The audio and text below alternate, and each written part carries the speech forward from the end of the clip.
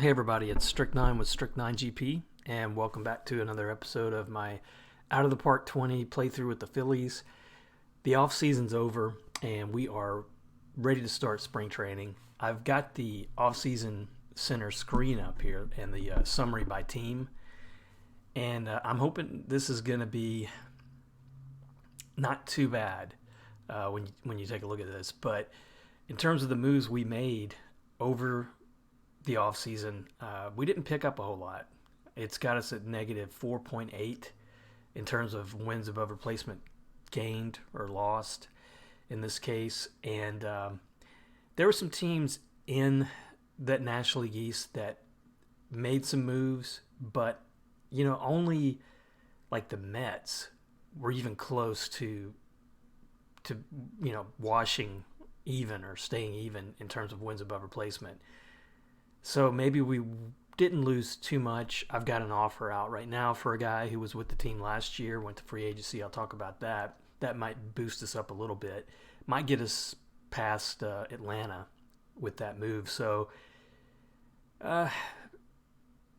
with that pitching staff we have, I'm hoping we can at least be competitive. And, once again, we're trying to get to the World Series and win it.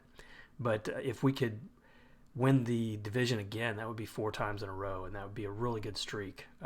Looking at the other teams, though, the Yankees, man, they had a humongous offseason, 10.0 wins above replacement gained.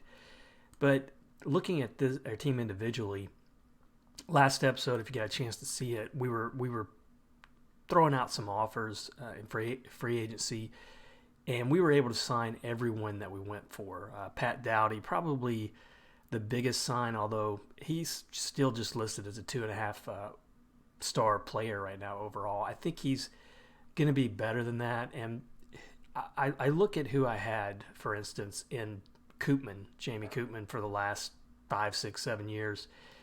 I think Dowdy is definitely an upgrade over Koopman, and Koopman gave us some good years, some good performances in the playoffs, for instance. So I think this will be a good signing. Whether he's going to be good for the full 3-year contract, even though he does have a player opt-out in that 3rd year, whether he's going to be productive the whole 3 years, I'm not sure, but I do think that was a good pickup.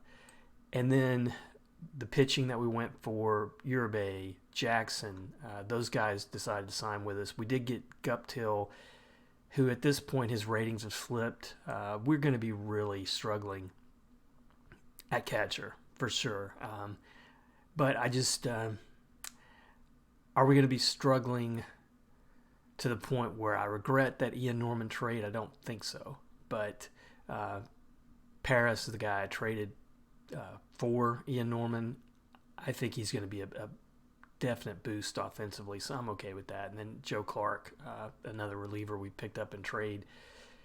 So looking at the pitching staff first, I think the bullpen is a lot stronger. You're going to see several 3.5 star guys, 4.5 star with Clark, and then maybe some of these other guys, whoever doesn't make that 6th or 5th spot in the rotation, probably going to be Contreras, but he'll be available for relief, and he'll be, I think, more than adequate in relief. But I do think that we did make some improvements here in the bullpen. And in terms of McAfee, he was the big question mark. He didn't lose a lot of his ratings. He is going to be wrecked. I think it's going to be a struggle to get this guy through a full season. But OSA thinks he's about the same. He's got a lot of stuff still. He's going to give up some home runs. Good control, though. I think if he pitches up to these ratings, I'll be happy. I'm going to slot him in there at 3rd behind Thompson and Parker. And even though Parker is just a 3.5 star pitcher, Thompson's rated better. I'm just going to look at it like Parker's got the experience. He's coming off a great season. I'm sticking with him at the 1st spot. On the lineups, it gets a little dicey. Paris taking over at 1st for Tupper. That was a big upgrade. Dowdy, an upgrade, I think. But then, Some other question marks, like at catcher. I don't like Quartang's defense all that well. I'm kind of in the same boat with Quartang as I was with Ian Norman. But I do like his speed as a catcher, and I think offensively he can provide maybe some adequate offense. And then Guptill, who has a great defense. I'm going to start him in like every third game just to give him some look in spring, see how he turns out. Um, and then we're set, even though Vega is not that great against lefties, I still think we're set there. Third, short. Going Pritchard and Warlick again in the corners, but then Eric George is coming up from Double A. I think he's got a future at left field, but I'm going to probably take a look at him, and unless he's just lights out, I'll probably put him in AAA to start the season, and that would be Benefield and Villalobos will be the backups. And this is all going to depend on one thing, and that's if I can re-sign Steve Bind, who I did mention this last episode. I tried to extend him coming off last season, and he wanted like 3 years, almost $5 million. He's 35, almost 36 years old. I don't think I'm going to get much time out of him, but he looked sensational, really, in the playoffs. So there were a few games where he was our offense, and so I think he's still got the ratings defensively and offensively to handle another season. So I'm hoping we get him back. He, no other team picked him up. He was out there available, and he's just wanting $2.4 million for one season. I'm going to do that. I'd like to get Benefield, for instance. I'd like to give him a lot more time, especially playing against righties, because I think he's got room to develop, and if he does, I think he's going to be a pretty good option to start at center, but I don't want to put all the pressure on him right now. I think he's just a year away from being a regular starter. So we'll probably send through the spring, and then in maybe a week or so, we'll find out if we're going to have Bond back. And if we do, I'll probably still start Benefield against righties for now, but more than likely Bond will be the starter in the regular season. All right, so let's go ahead and start simming ahead, see how we look. The big thing, I just do not want to have to deal with too many injuries. So we did get Bond. That was quicker than I thought. So he's going to be, I'm going to put him right away.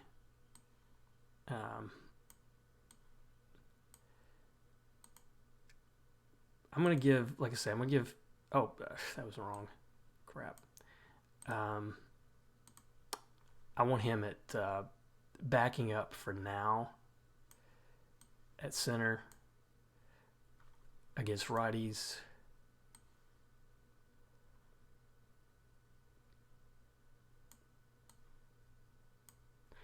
And then against lefties, I had George in there. I think I'm going to put Bond against lefties and let Benefield get some time there too, because I do want to see if he can develop a little bit.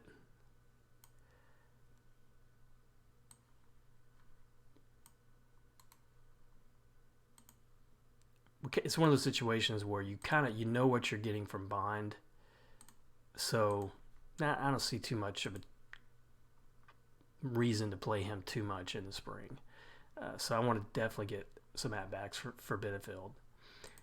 Now let's look at any other news. Nope, so we can get back to simming ahead. And wow, that was easy. That was early. Benefield's out. So he's going to be gone for 2 to 3 weeks. Going to miss most of the spring. And that's going to shift that lineup around. Wow, that's just way earlier than I thought. So George is going to get some starting here, or some play time at center. I'll probably put him every third at bat there, or third game. Sorry. Same against lefties, and then Bond will get that start against righties. And okay, that'll work.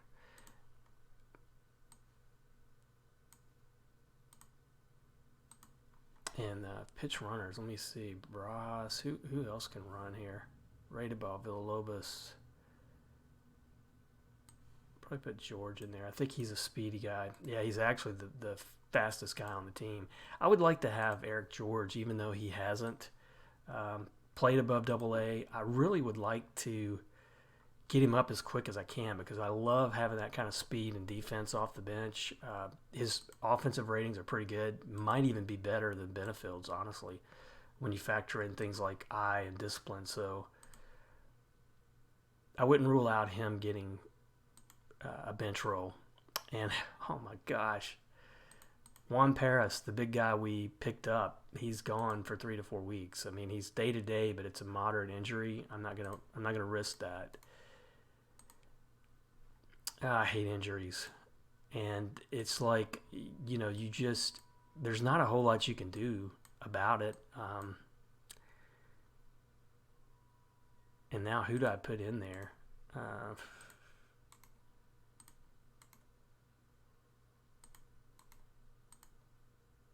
I think I'm just going to be... Man...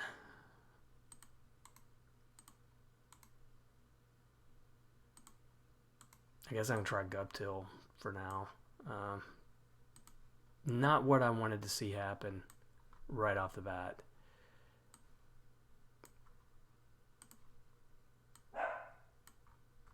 But, injuries are a part of the game.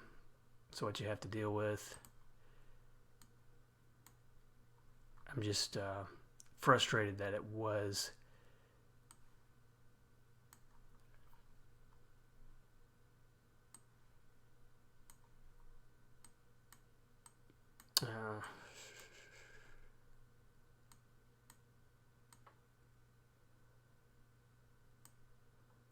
yeah, there we go.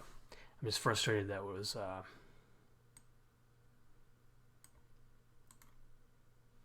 so early in the season. Okay. Although I guess it's probably better early than late.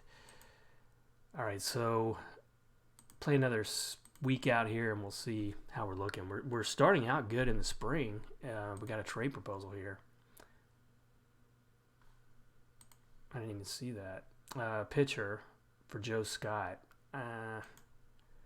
Pretty good pitcher, actually.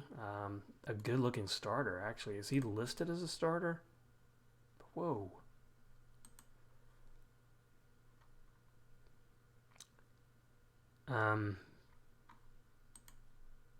This is a dilemma. I mean, my scout's got him as a number 2. I mean, he's 4 years in, so I would probably have him another couple years in arbitration. Joe Scott, gosh, he's a great setup guy, though. Man, that is a really good trade offer. I think I'm going to pass. I may regret that, but I'm going to pass. I feel like at this point I probably need Scott more than another starter, and Chris Benefield suffered a setback. Man, this team is not going to be looking like I thought it was going to be. Another trade proposal, this time for Warlick, another good pitcher who's a starter, but I cannot... It looks like he's signed for a few years. Yeah, good contract and everything, but I cannot lose Warlick. Even though he had a subpar year last year, I need his offense. More than I need, I think, pitching for sure right now. Man, a lot of trades coming in. People wanting Zach Thompson, though. That was happening a lot in the offseason. A lot of guys, a lot of teams trying to get me to trade Zach Thompson, and it's just not going to happen. All right, so I'm going to take a look at the team now. Spring coverage, we are 8-3, off to a good start. I imagine that's primarily from our for our pitching staff because we've already lost so many guys to injury. But let's look at the pitching stats so far for these 11 games. And Contreras was good in his start. See, Ken Dion's looked good. I hope he's healthy again. Parker, Thompson, both looking good. Hadakiyama's been really good. Scott hasn't, but I still expect him to get into the line. Otherwise, that bullpen has been really strong in a lot of places. I'm probably going to have, I like to go with 12 pitchers in the regular season. So I'm going to have probably some tough decisions to make when it comes to that bullpen. There might be some guys who started and played a lot last year who get sent down to the majors. Or to the minors, sorry. And then lineup side, Kwarteng is looking good.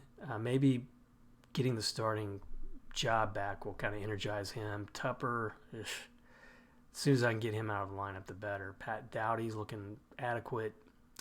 Vega's struggling. Pritchard, Bond looking good. I'm glad I was able to sign him, and Warlick looking really good.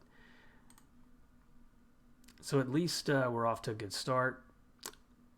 Spring training is not always a good indicator, but we'll take it.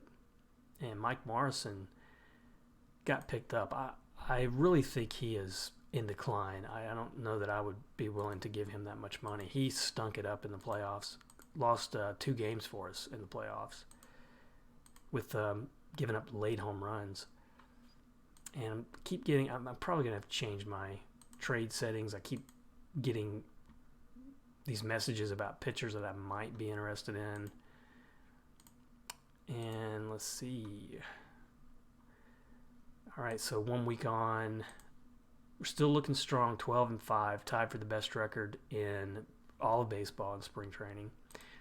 Go another week and see what we're looking at here.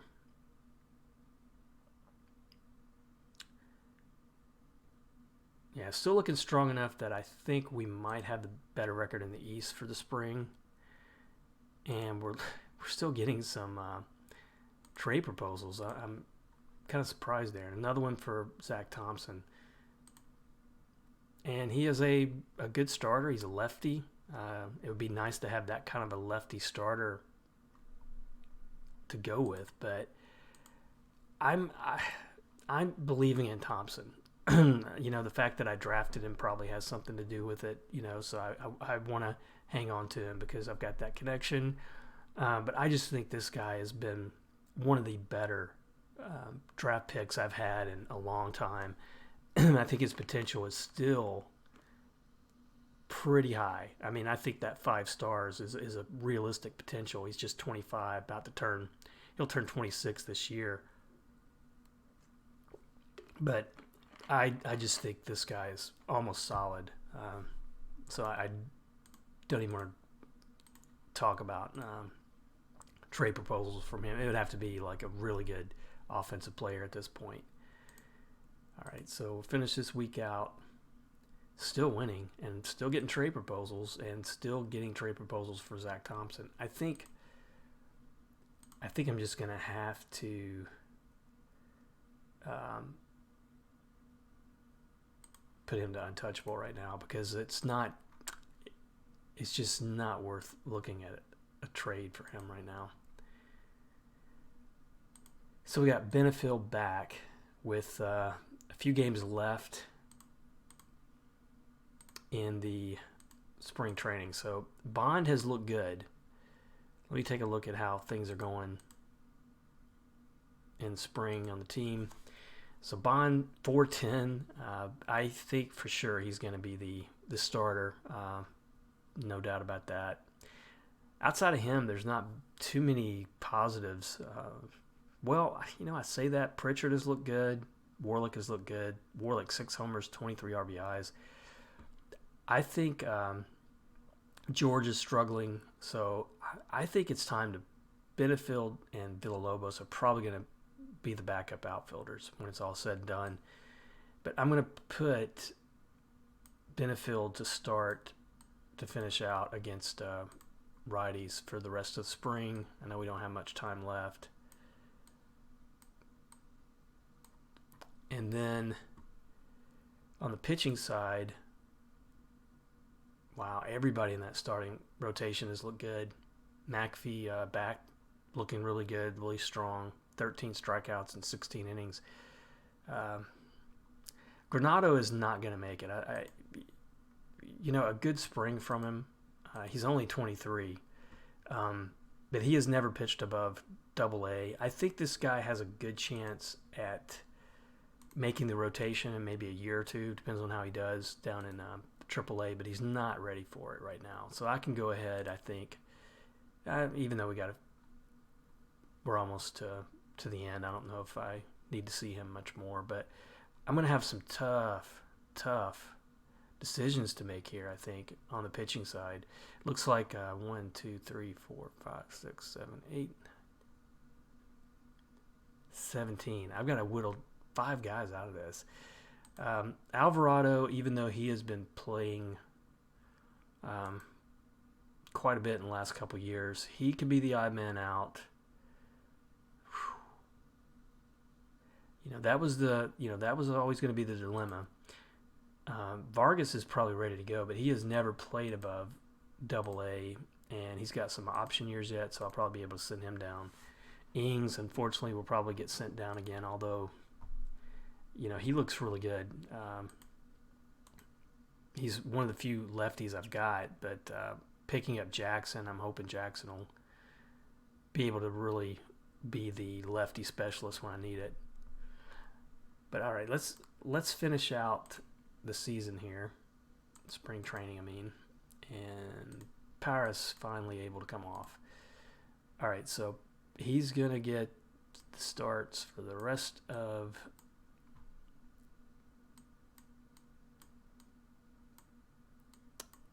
and Paris is, he's slow, so I'm going to bet him clean up. And then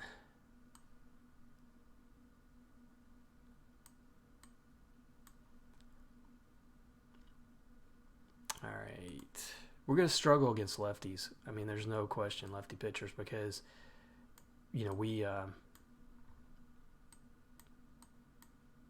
we're a lefty-heavy lineup, sure. Against righties, though, and I still think we're going to see more right-handed pitchers than lefties. I still think we're going to be okay, but we'll have to see. All right, so we're probably down to the last 3 games of spring.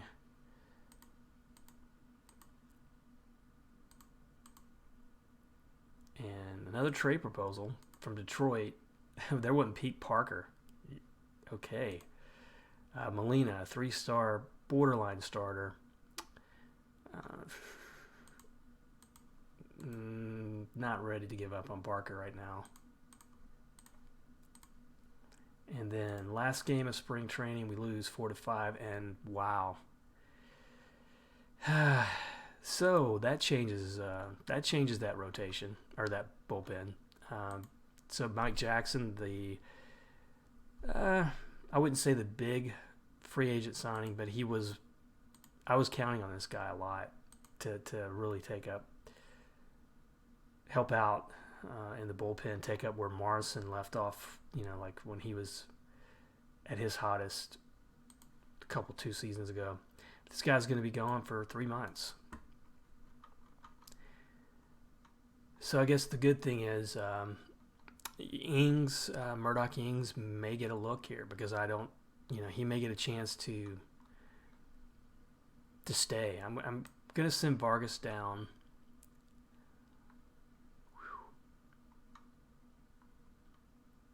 Dean may have to go down, even though he looked good.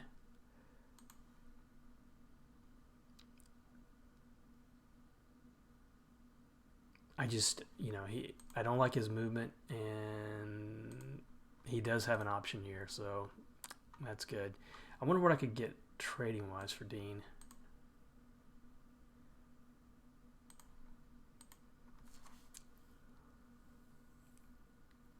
If I could get maybe a better catcher, like a better backup catcher, that might be worth considering. A couple good relievers here. Ben Lewis. I'm I don't like his control. Tim Hobbs, who we traded away, or I think we let go. Let me see if that was the case. I think he was.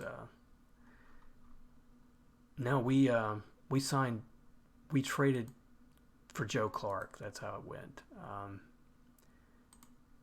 So he didn't get much in arbitration. I thought he was going to get more, but backup first baseman maybe. Mike Hancock, a young catcher, but I don't think he's going to be much of an improvement over what I have. Now this is let's see, Chris Doughty is a righty, but Jared Davis is a left-handed pitcher who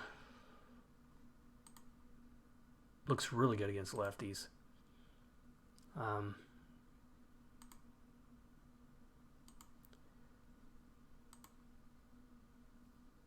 He's kind of like even odd years here. His performance is better depending on the year. I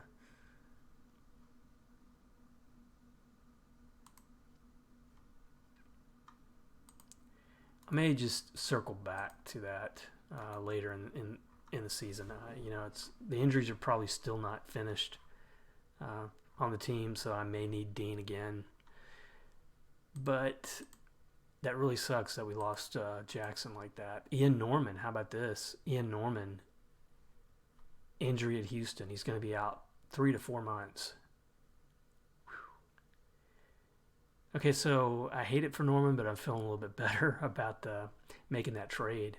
Although who would know? I mean, who would know that that's going to happen? He's never been injured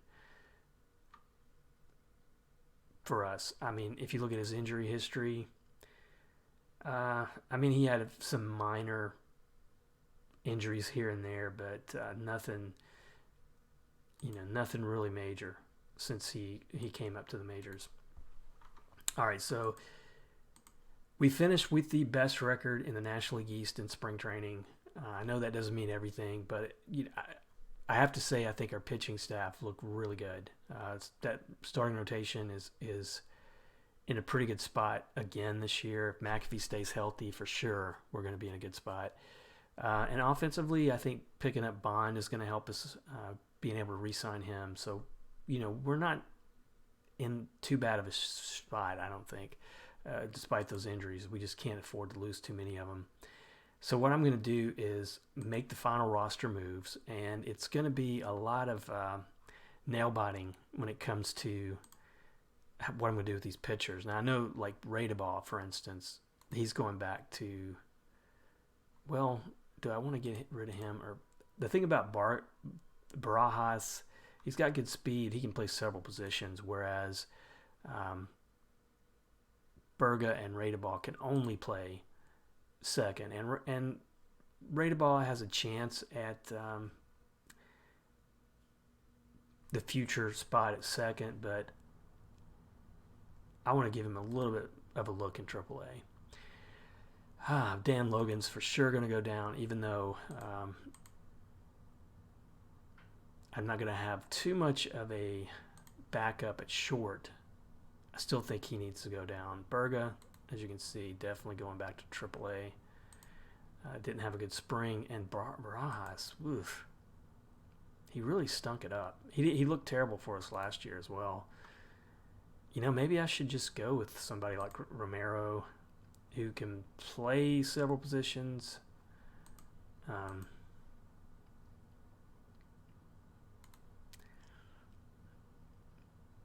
All right, so I got to decide that too. I don't like Logan in a lot of cases because of his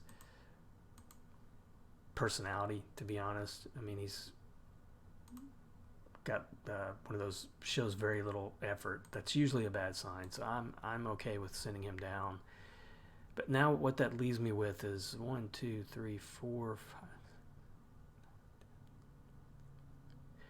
So I've got 16 guys here. I've got to get down to 13. So it's going to be right here. Barajas, Radeball, Romero.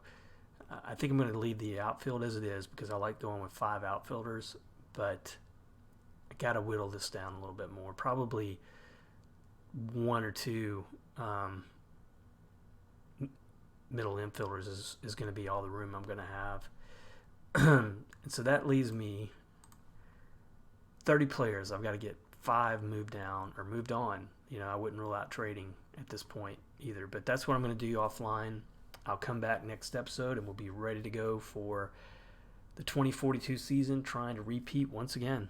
As always, thanks for watching. I'll see you next episode.